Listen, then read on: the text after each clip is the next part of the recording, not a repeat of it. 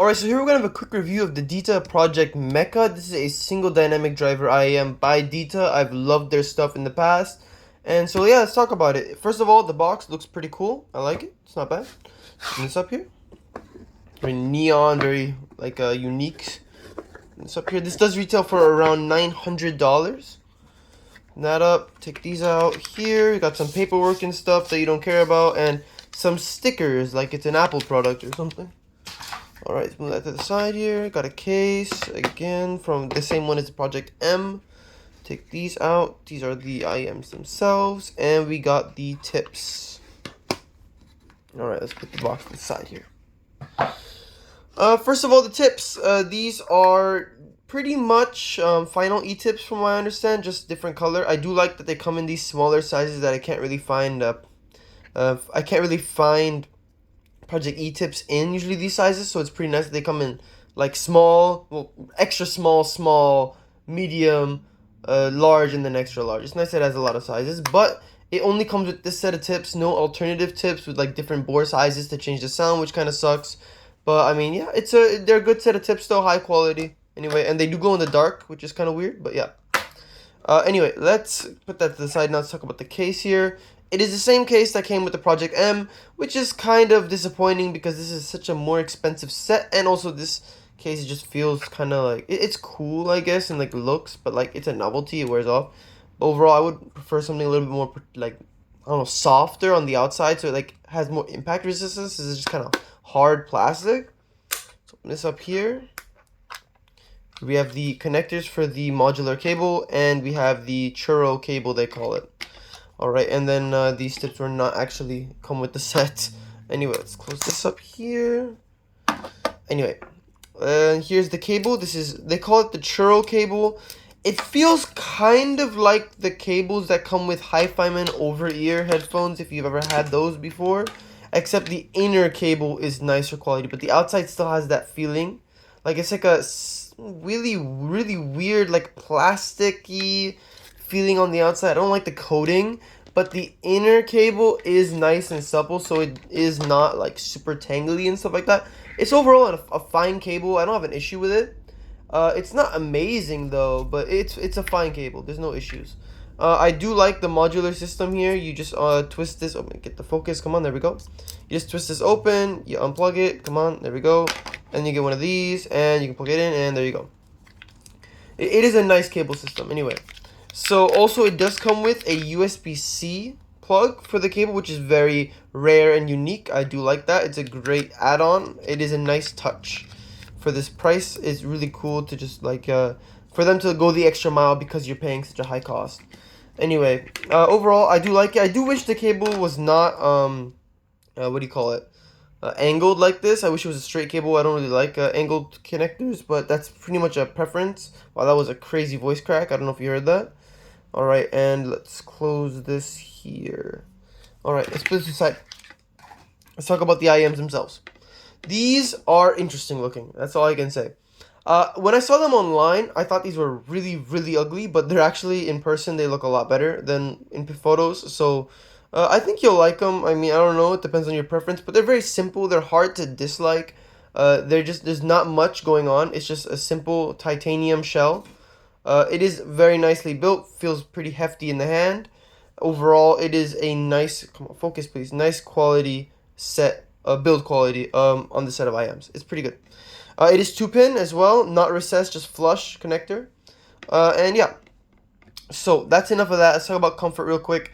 These are very comfortable for the size. They're a little bit thick, but overall, like, they don't have a lot of form factor on the, like, overall perimeter. Is not like filling my ears. It's just sticking out a little bit. It's kind of just really sticks out of the ear, but it's not uncomfortable in any way for me.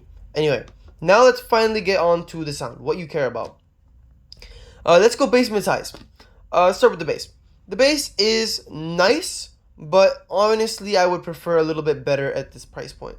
It has a good amount of quantity to it. I do like the amount in the tuning, in the sense of the amount of bass, but it has a little bit of bloat in the sound. It's not exactly as textured as I would like. It has good impact, like it does hit hard, especially in the sub bass is nice, but overall the sound is a little bit not really detailed in the bass, not really textured. I don't really like the overall timbre of the bass. Just feels a little bit like muddy bass. It's not really like the most high quality bass. It's all right. I mean, but for $900, I expect better in the bass department.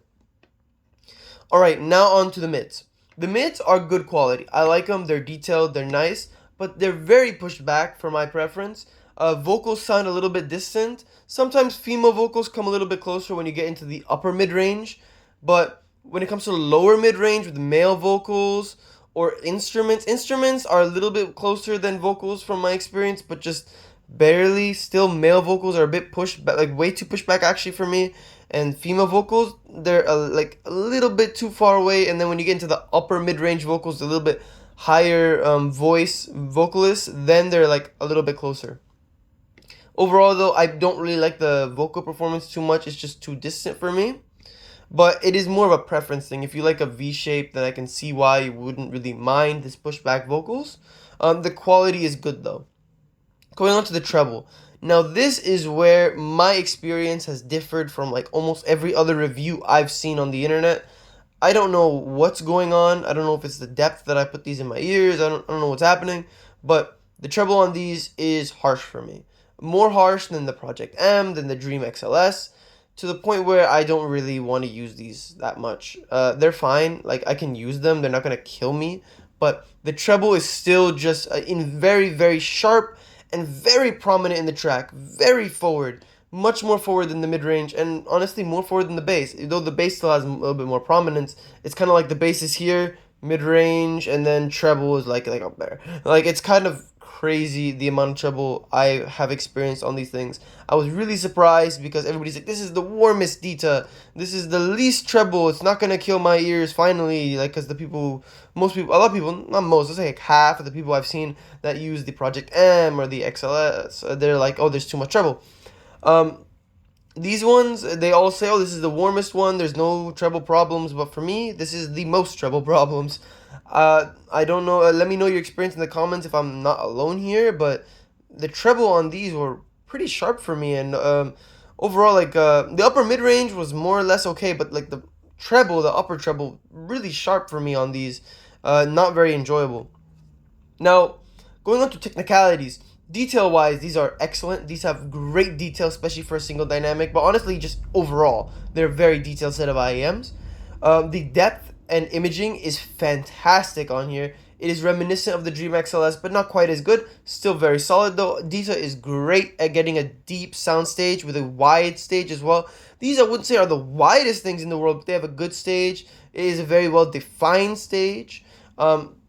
Overall, I think the Project M has a slightly wider stage, but and also but has the same exact amount of depth perception, which is very good.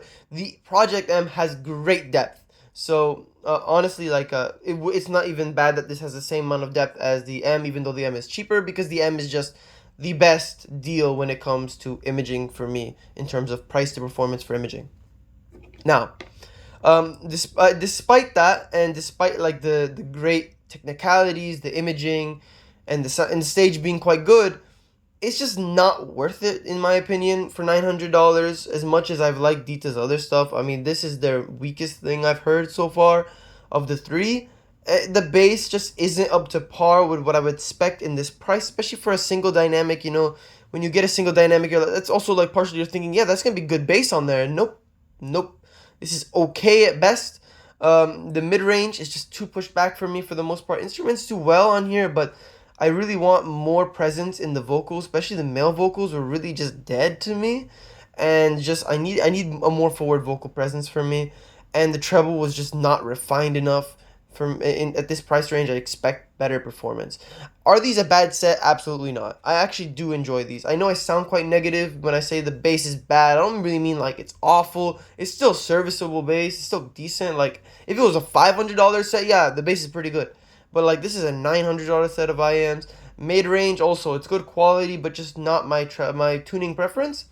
And treble overall, like if you like a lot of treble, if you like a lot of treble presence, then you might like this actually in general, because it's not like a poor quality treble. It's just a little bit too much for me, and it does get a little bit sharp at times. So on the tier list, this isn't gonna be like a D tier set or something like that. But this is gonna be like, I think A minus probably. Like it's a solid set. It sounds good if you have it in a vacuum and there's no like competition. But with the things that are out in this price range now, this is just not feasible here. There's better things in the $500 price range. I prefer the Project M a lot over these as well, and that's like $325. So yeah, I mean these just don't compete in the price range in my opinion. And yeah, that's about it. See ya.